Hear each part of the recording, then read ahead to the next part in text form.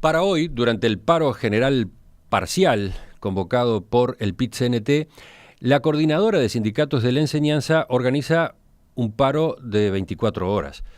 Los gremios de profesores y funcionarios de secundaria, UTU, Universidad de la República, Hospital de Clínicas y Codicen ANEP son algunos de los que adhieren a esta medida. La plataforma incluye, entre otros puntos, el rechazo a que se deje la construcción de centros educativos públicos en manos privadas. ¿Es esta modalidad algo beneficioso para el Estado o, como aseguran los gremios, hay que ver ahí una señal de alarma? Todo viene porque la ANEP está preparando los pliegos de licitación para la construcción de 165 nuevos centros educativos que deben estar prontos para 2019. El primer llamado, que tendrá lugar en noviembre, será para construir 46 jardines de infantes. Las siguientes etapas incluirán 33 escuelas, 60 centros de educación secundaria y técnico profesional, 10 gimnasios y 6 polos tecnológicos, entre otros. Y por primera vez, los proyectos se harán bajo la modalidad PPP, participación público-privada.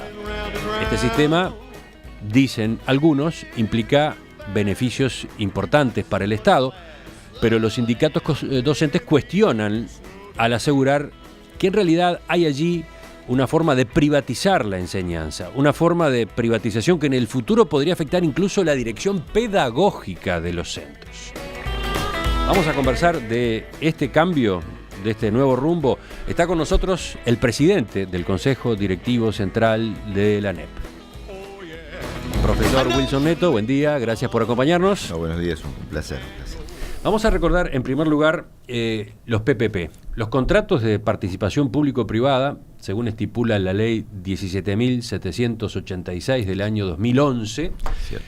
Son aquellos en los que una administración pública encarga a una persona de derecho privado por un periodo determinado el diseño, la construcción y la operación de infraestructura o alguna de dichas prestaciones, además de la financiación.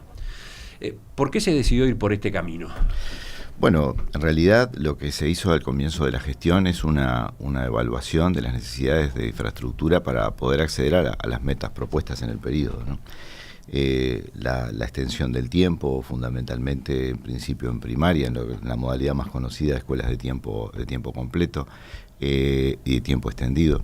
El hecho de incluir y universalizar el acceso a la demanda en niños de 3 años, ha llevado un periodo prácticamente de 20 años universalizar 5 y 4 años, ahora estamos en este periodo de universalizar el acceso a la demanda en 3 años. Eso requiere de jardines y de infraestructura adecuada para ello, además de lograr una aspiración de hace muchísimas décadas en el país, pero claramente en ausencia de las condiciones fundamentalmente materiales, también en otro ámbito podemos discutir conceptuales, pero materiales que están vinculadas a la universalización real de la educación media y al acceso en forma importante también de lo que implica la educación media superior. Tanto en la modalidad general como en las modalidades tecnológicas, la profundización de la educación terciaria a nivel tecnológico y la profundización de la formación docente. Eso llevó a un análisis, una georreferenciación de lo disponible y de lo necesario.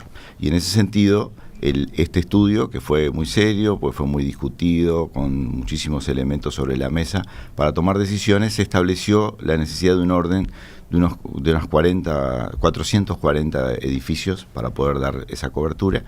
En términos generales estamos hablando de unos 8.000 niños de incremento, 8.000 niños en 3 años, una mejora de las condiciones de 3, 4 y 5 años, una ampliación del tiempo escolar en estas modalidades que hacía referencia, y bueno, y por supuesto también una inclusión de no menos de 20.000 jóvenes.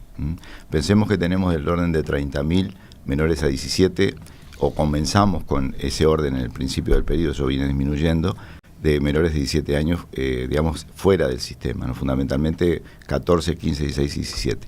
Entonces, entre la mejora del flujo a través de la mejora de resultados y estas 20.000 plazas, nosotros entendíamos que estábamos en condiciones de poder abordar realmente la educación en su globalidad. O sea, la conclusión fue que se precisaba 440 nuevos centros. Sí, sí.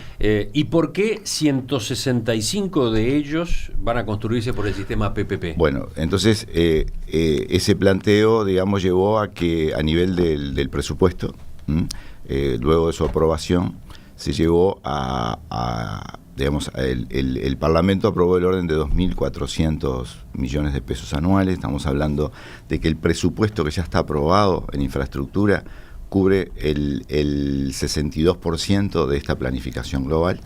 Y el otro medio, para el 38% restante, se entendió que a partir de esta ley del año 2011 podría ser una oportunidad de poder en este periodo, ¿sí?, llegar a las condiciones que se establecieron como óptimas, digamos, para el sistema educativo público nacional. Si entiendo bien, pasando en limpio, ustedes establecieron que precisaban 440 centros, pero el presupuesto disponible no permitía llegar a esa cantidad. Permitía llegar al 65% de esa cantidad. 62%. 62% es algo que ya está votado, aprobado y sigue en funcionamiento. 275 edificios, digamos. Ese orden. 275 edificios podían construirse con el presupuesto asignado. En el periodo, ¿cierto? 165 quedaban afuera. Sí, son un poco menos, 151, y un orden un poquito distinto al que tú mencionaste, pero está. Pero de ese orden. De ese orden.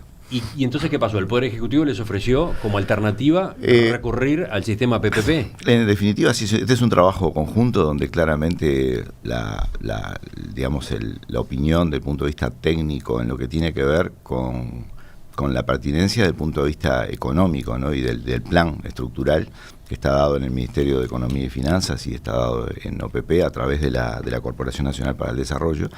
Y bueno, y nosotros como administración entendíamos que era una figura importante para poder dar un impacto de esta naturaleza, ¿no?, a lo largo de este periodo. ¿No se discutió adentro del Codicen el instrumento PPP? Por supuesto que se lo digo porque dentro de la propia izquierda es polémico, como vamos a ver dentro de un rato. ¿Fue pacíficamente resuelto esto de probar con el sistema PPP? Bueno, las situaciones a veces son complejas en este aspecto, ¿no? Cuando nosotros entregamos el presupuesto, ya prácticamente estábamos discutiendo estas posibilidades, ¿no?, de que en realidad el plan de obras global que presentábamos tenía dos figuras, una era el presupuesto dado y otra era en la modalidad PPP. Lo presentamos en ese momento, como también presentamos todas las metas educativas, que muchas veces se hace poca referencia, ¿no? Se pide, bueno, ¿qué cosas concretas? Bueno, ahí está lo concreto que se plantea hacer, y año a año la rendición de cuentas lo que nos lleva es a ir ver cuánto nos acercamos a las metas propuestas, cuánto podemos distanciarnos y qué nudos tenemos para resolver. Discusión que se da a nivel del país pocas veces desde ese lugar, ¿no? Y que es bien objetivo, que es profesional y que además es serio, ¿no? Bueno, por supuesto que eso se hizo público, se defendió de esa manera, tanto en diputados como en senado, luego se aprobó. Hasta el momento, distan varios meses de esa situación, no hemos recibido formalmente ningún planteo de observación respecto a esto de ningún ámbito. De ningún ámbito, hace más de un año que venimos trabajando. Ahora hablaremos de eso porque usted está aludiendo a las críticas estas que salen de los sindicatos. Pero adentro del Codicen se resolvió rápido. Sí, sin duda. Esto todos los actores estuvieron contestes, de acuerdo, que era una oportunidad importante para poder adelantar inclusive periodos de orden presupuestal en lo que tiene que ver con infraestructura edilicia.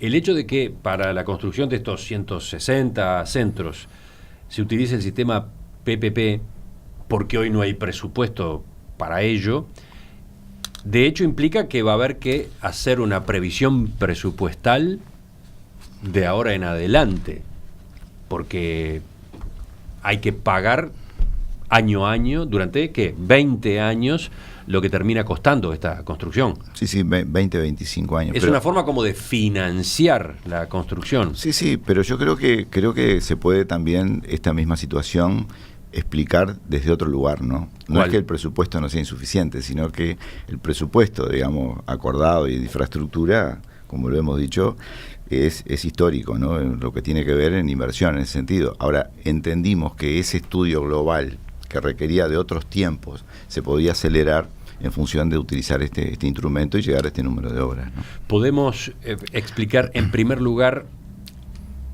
qué tipo de centros son estos? 165 centros. cómo se reparten entre los distintos niveles de la enseñanza y sobre todo, ¿dónde se los localiza? Bueno, es muy variado, ¿no? Muy variado, porque aquí estamos hablando, este primer llamado que va a ser ahora en noviembre, engloba 44 jardines y en conjunto con esto, pues también estamos trabajando con INAU en CAI, son 15 centros también que van a estar obviamente bajo la gestión de INAU, ¿no? Bueno, son jardines con una modalidad del orden de unos 600 metros cuadrados, adecuados para desarrollar educación inicial. Después está pensado en primaria, en global, contando estos 44 jardines, estamos hablando del orden de 78 centros, o sea que después tenemos 30 y pico de escuelas vinculadas también a esta modalidad.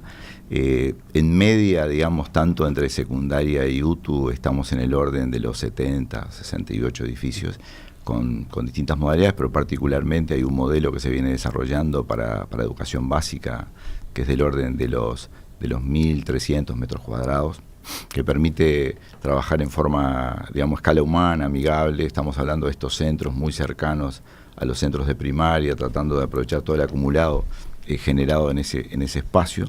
Y bueno, y después también algo vinculado a formación docente y la presencia, sí, en acuerdo con la Secretaría de Deportes, de 10 gimnasios de deporte en distintos puntos del país.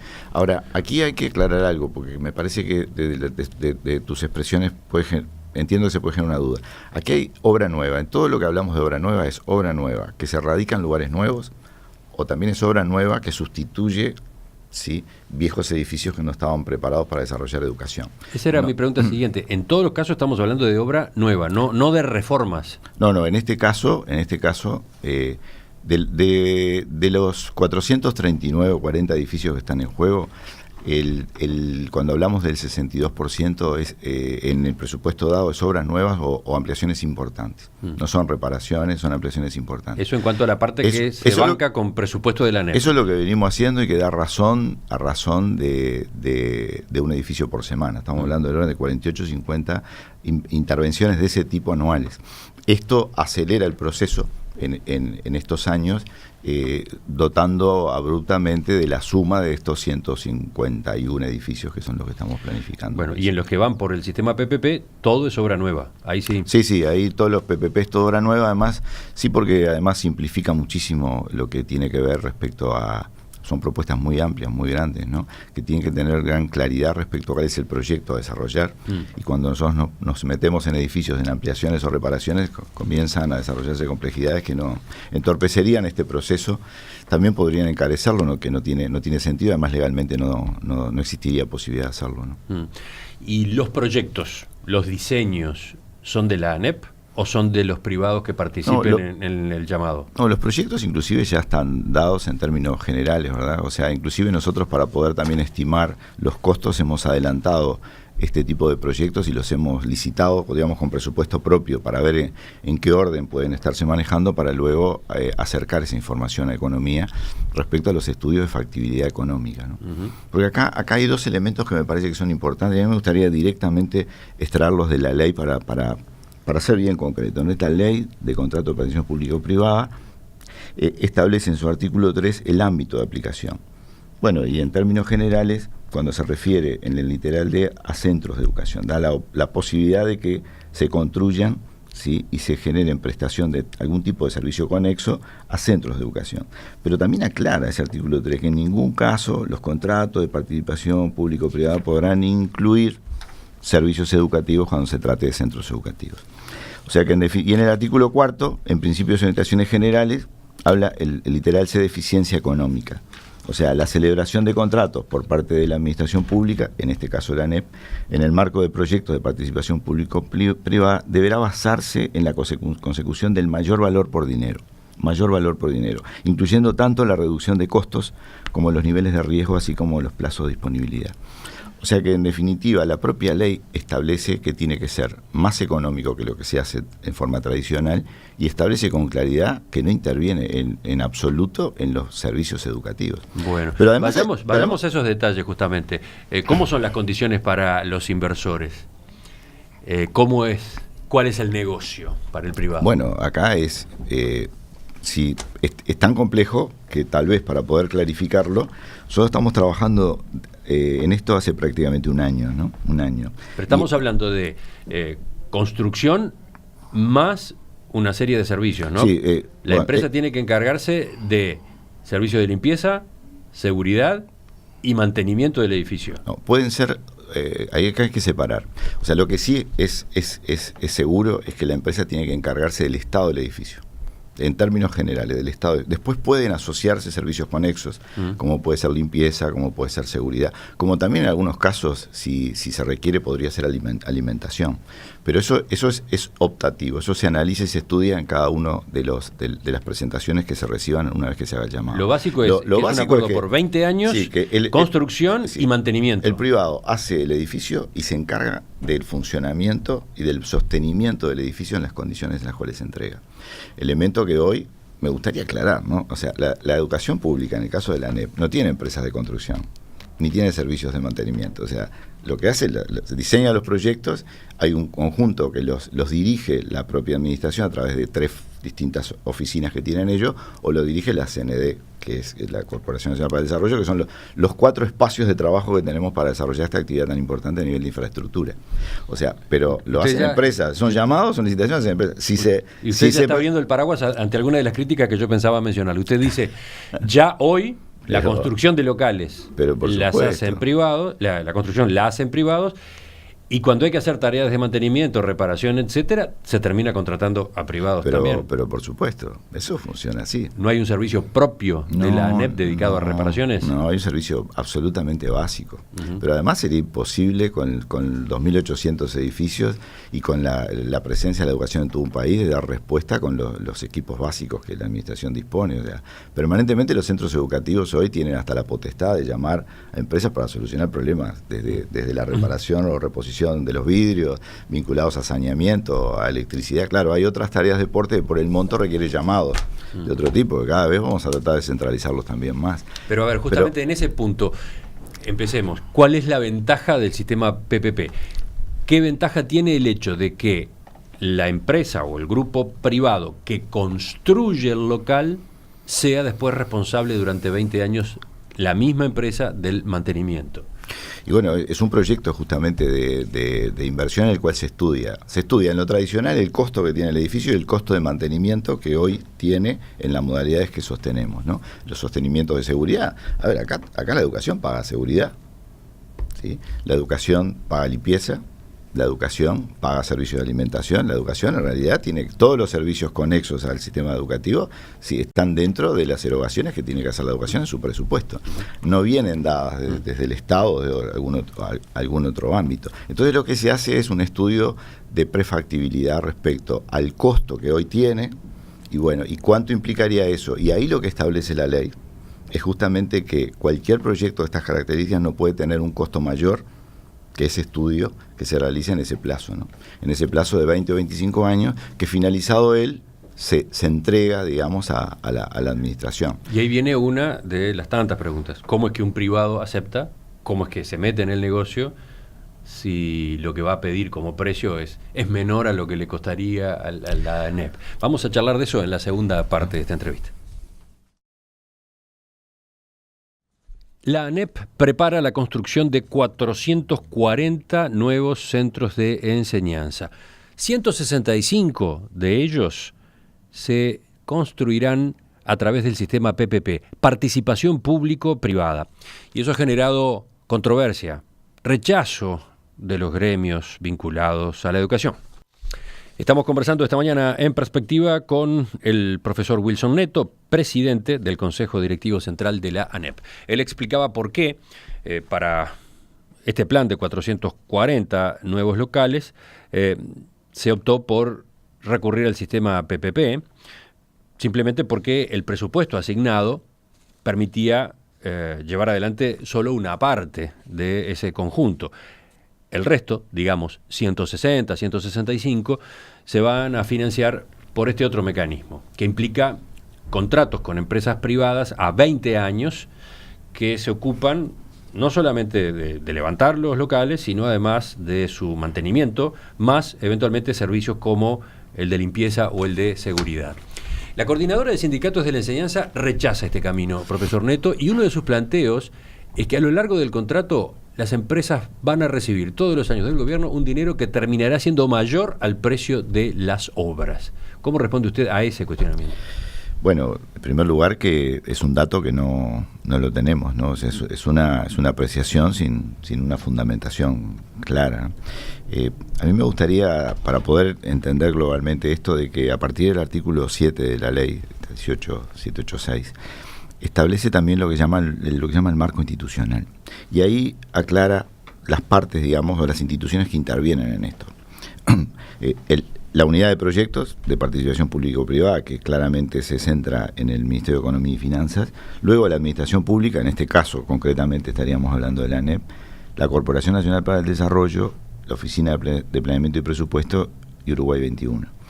Y a partir de ahí es un trabajo interinstitucional, donde claramente hay competencias específicas en algunas de estas instituciones y otras en otras. Nosotros lo que hemos trabajado de la administración en aquellas exigencias que debemos de cumplir para darle factibilidad al proyecto y para poder, desde nuestro lugar, tener una visión de las necesidades en términos de educación.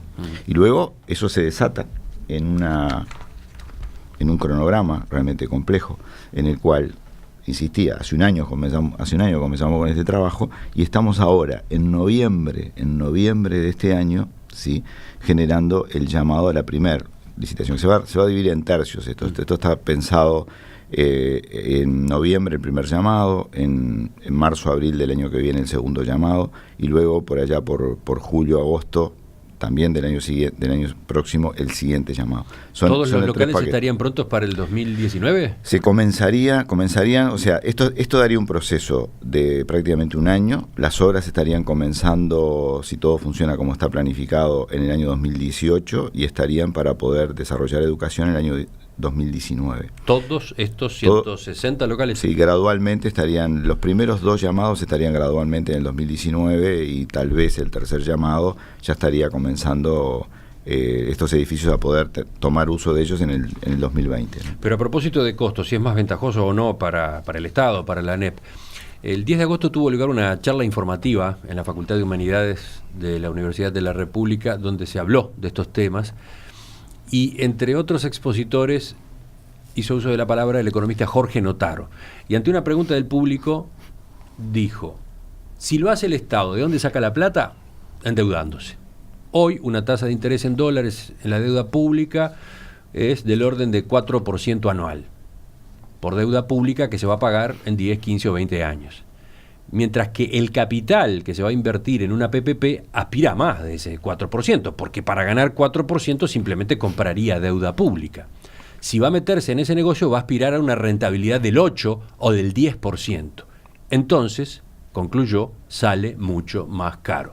Sale más caro hacerlo por PPP que si el Estado pide deuda y lo construye, entre comillas, por sí mismo, ¿no? En una licitación convencional. Entiendo el planteo. Yo creo que acá yo lo dividiría en 3 dimensiones, si tú me permites.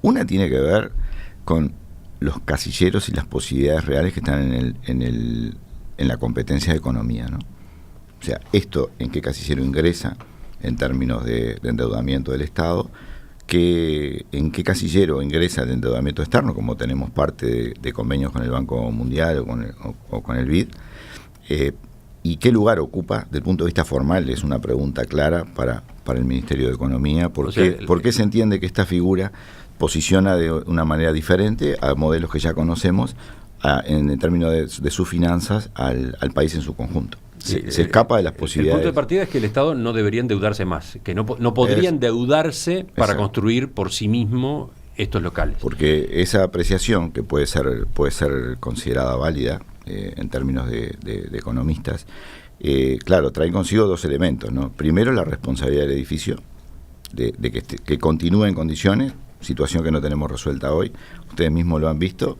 Hemos tenido, no sé, algún tipo de manifestaciones de desconformidad con los colectivos docentes y a veces con razón, con edificios absolutamente nuevos. Y luego, si bien es cierto que existe una responsabilidad decenal por parte de las empresas, no existe con precisión en la ley la premura con la cual debe de resolverse ese problema. Y a veces pone en una situación muy incómoda desde el punto de vista legal a la administración en relación con las empresas, porque ese deterioro que se inicia en un proceso se profundiza si no se atiende a tiempo, y las respuestas a esta atención a veces tienen una lentitud preocupante, ¿no? En estos contratos de PPP ese aspecto está absolutamente previsto y determinado. Está previsto por el responsable, y si ese punto no se cumple, inmediatamente el proveedor de ese servicio deja de cobrar. Ajá. O sea que en definitiva ese es un aspecto. El segundo aspecto tiene que ver con toda la playa de cosas que no se, hasta el momento, hoy estamos profundizando en él y podemos dar informes al respecto, de lo que implica el mantenimiento global de un edificio, ¿sí? Y todos los servicios conexos que esto tiene. Uno puede ver, si uno ve la obra, el costo de la obra, podría pensar y adherirse a las expresiones del economista, ¿no? Pero claro, esto viene en conjunto con una serie de situaciones que la administración tiene que absorber, que tiene un costo que se resuelve siempre a nivel privado, y que de alguna manera está en ese estudio, digamos, a largo plazo, el costo que implicaría, y que la ley establece que esta modalidad no podría tener un costo mayor que el que arrastraría un proceso tradicional como el que hoy nos encontramos. Ahora, puede ser discutible, es un tema claramente que debe estar en otros ámbitos, no soy yo ni mi formación quien puede introducirse en él. Lo que sí creo que hay una serie de pasos que pretenden dar garantía en ese sentido. Y también podemos traer experiencias de distintos lugares del mundo, algunas muy exitosas, otras tal vez no tanto, pero eso depende mucho del contexto y la seriedad también de los países que pueden llevar adelante esto, ¿no? Nosotros confiamos en la seriedad de nuestro país, y en ese sentido podemos decir, estamos hablando de que en noviembre del 2016 estamos haciendo el llamado. Después de ese llamado, después de publicar esa licitación, aparecen la preparación de ofertas, la evaluación de las ofertas, la adjudicación provisional y luego la estructura financiera que va a manejar esa empresa. Todo ese proceso hasta la firma del contrato, estamos hablando de que finalizaría en enero del año 2018. Por eso el año 2018 recién ahí comenzaríamos a ver un ladrillo sobre el otro, y en el año 2019 podríamos estar desarrollando en ellos educación. Ahora, ¿quiénes intervienen en este proceso? Bueno, actores absolutamente técnicos que se escapan del trabajo que viene desarrollando la educación, para darle la factibilidad, la pertinencia del punto de vista de sus necesidades educativas, e insisto, y la pertinencia desde el punto de vista de radicar en determinado lugar un edificio con determinadas características en función de las demandas que hoy puede tener la sociedad, además de la factibilidad de disponer de los recursos humanos para poder hacer uso, ¿sí? En un momento en el cual claramente el impacto, digamos, que esto provoca de alguna manera desafía al sistema a tener una atención particular, ¿no? Los cuestionamientos de los sindicatos docentes van más allá de lo económico, estrictamente de lo que hablábamos recién. También sostienen que este es un primer paso antes de privatizar también la dirección pedagógica de los centros. Emiliano Mandasen, presidente de ADES, dijo que están luchando por la férrea defensa de la educación pública, el rechazo a cualquier proceso de privatización y de las tercerizaciones que se vienen llevando adelante ya en el sistema. A mí, si tú me permites, yo dividiría esas expresiones, las dividiría en dos aspectos. En este lugar nosotros nos creemos fuertes defensores de la educación pública, en el entendido que la educación pública es una educación para todos. Y por tanto, no solamente desde el punto de vista de esta modalidad, sino en todo lo existente en el sistema, creo que todos tenemos que bregar por la defensa de la educación pública. Cuando determinados criterios o posturas definen quién está dentro de un centro educativo y quién no está, a mi entender la educación deja de ser pública. Ahora, las otras expresiones respecto a privatizar desde el punto de vista pedagógico la dirección educativa está totalmente fuera de las normas, de lo que establecen las normas y del espíritu y la vocación con la cual se trabaja esta temática. O sea, son expresiones que no tienen asidero desde el punto de vista legal, pueden ser presunciones, opiniones. Estamos rodeados lamentablemente en nuestra sociedad de muchas presunciones de opiniones que luego se toman como verdades, ¿no? José Olivera, que es secretario general de FENAPES, declaró que su sindicato no quiere discutir el instrumento de las PPP, sino que su preocupación son las políticas. Y aseguró que con esta modalidad se habilita la creación del mercado educativo y el lucro en la educación. Bueno, otra vez es del mismo tenor, o sea, en definitiva son expresiones muy fuertes, pero que están totalmente apartadas de las concepciones con las cuales se vienen trabajando. O sea, en definitiva, no solo porque lo prevé la ley, sino porque creo que se han dado muestras en más de una oportunidad de la preocupación de generar espacios en los cuales digamos, las dimensiones de orden pedagógico, los desafíos, el lugar de la educación y el lugar inclusive de los docentes y los técnicos en educación deben tener en este proyecto para el cual trabajamos, ¿no? Usted ha dicho que la postura de los gremios lo tomó por sorpresa. ¿No habían realizado intercambios sobre estos planes con los sindicatos de la enseñanza? Bueno, yo lo que estoy planteando es que nosotros el presupuesto lo entregamos allá a finales de julio del 2015, se discutió y se debatió a nivel de diputados, luego a nivel de senadores. Se aprobó el presupuesto, seguimos trabajando en ello y desde ese lugar, hasta el momento no hemos recibido ningún planteo formal al respecto, ¿no? ¿Pero ustedes no entendieron conveniente tomar la iniciativa? No, pero en definitiva en los ámbitos es conocido por todos, porque si se presenta, ¿puede haber algo más público que la presentación de un presupuesto en el Parlamento Nacional? Yo creo que no. Está bien, pero se lo pregunto teniendo en cuenta que los gremios de la enseñanza han demostrado que tienen una capacidad de veto importante, ¿no? Y en este punto se han plantado de manera muy firme, muy fuerte, en el rechazo a este sistema de PPP. ¿No valía la pena? ¿No podía esperarse esto? ¿No valía la pena tener antes intercambio? Bueno, primero que, sin lugar a dudas, los espacios siempre están abiertos, los ámbitos bipartitos en cada uno de los consejos están abiertos en forma permanente, y está abierto el ámbito bipartito de la coordinadora de sindicatos con el CODICEN. Es un tema que se puede haber planteado en cualquiera de las oportunidades, pero yo creo que hay una interpretación o hay una imagen construida que no se acerca, digamos, a la realidad, ¿no? Que es lo que tú expresaste, que es el hecho de, bueno, pero es conocido los vetos que se ponen a los procesos de cambio. Una cosa es crecer en ámbitos democráticos y de participación. Tenemos una lista. Una lista de decisiones, pero hay que ver planes cómo se lee. de los consejos de la educación que después quedan trancados por medidas gremiales. Pienso, por ejemplo, ahora en estos días nomás el tema de la elección de horas docentes por más de un año, ¿no? Bueno, pero se iba a esa modificación y sin embargo quedó por el camino. Pero podemos centrarnos en este momento cuando tú quieras en cada una de ellas, pero tenemos que tener la capacidad de numerarlas, porque también hemos vivido expresiones muy fuertes de tranque de propuestas donde las propuestas nunca estuvieron, ¿no? Era una buena excusa como para sacarme responsabilidades o incapacidad de construir con otros, que también es parte de este problema, ¿no? Durante mucho tiempo se habló trancas de determinados actores, cuando en realidad la parte pública o la comunicación que se da de los temas a veces puede generar una idea de esas características que en definitiva, salvo algún caso puntual que lo podemos discutir, porque para eso estamos, ¿sí? No es no es la tónica, digamos, con la que se está administrando la educación, o sea, bueno, claramente. Pero y en este caso no puede terminar ocurriendo que las PPP se conviertan en un motivo de conflicto permanente, frecuente, y el resultado sea el bloqueo.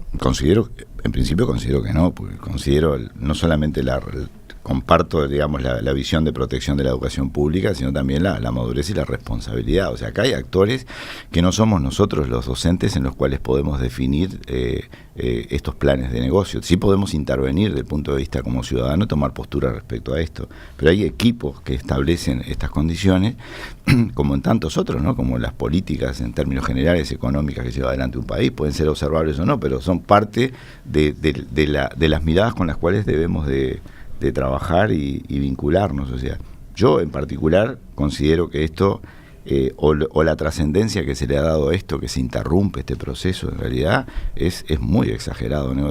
Últimamente estamos de alguna manera tomando contacto con muchos titulares que tienen un carácter de sensacionalista realmente preocupante, honestamente preocupante. Pero el rechazo al sistema PPP está en la plataforma de hoy de los gremios de la educación que están parando 24 horas. Es una opinión sobre un tema, no puede tomarse como una resolución de un colectivo, ni siquiera de ese colectivo. O sea, en definitiva, institucionalmente no tenemos ningún planteo al respecto, y el proyecto de llamado de este primer paquete en noviembre ya está aprobado, ¿no? Otra lectura completamente distinta la hace este oyente cuyo celular termina en 460, que dice: bueno, se están dando cuenta que el Estado no puede administrar bien, eso es un avance.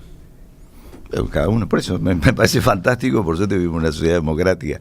A ver, cuando se pretenden hacer las cosas tal vez en organización y en gestión mejor que lo que ocurrían, puede verse lo bueno del avance o puede basarse en la crítica de lo pasado. O sea, es es muy complejo, digo, yo lo entiendo y está bien, yo creo que muchas opiniones pueden ser válidas. Luego tenemos que ir a la seriedad de los procesos y a la concreción y mirar el país como un todo, ¿no? Mirar el país como un todo. Esto es necesario para el país.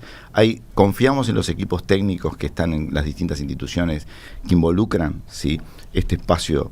Eso es uno de los elementos que creo que tenemos que poner en juego, como en tantos otros, ¿no? Profesor Wilson Letos, presidente del Codicen, le agradezco que nos haya acompañado esta mañana. Volvemos a conversar, porque aquí nos hemos detenido solo en un aspecto de la gestión que viene llevando adelante la ANEP. ¿De acuerdo? Sí, será un placer participar para discutir más profundamente en qué camino está tomando hoy la educación. Ya volvemos porque viene la mesa de los jueves. En perspectiva, da que hablar.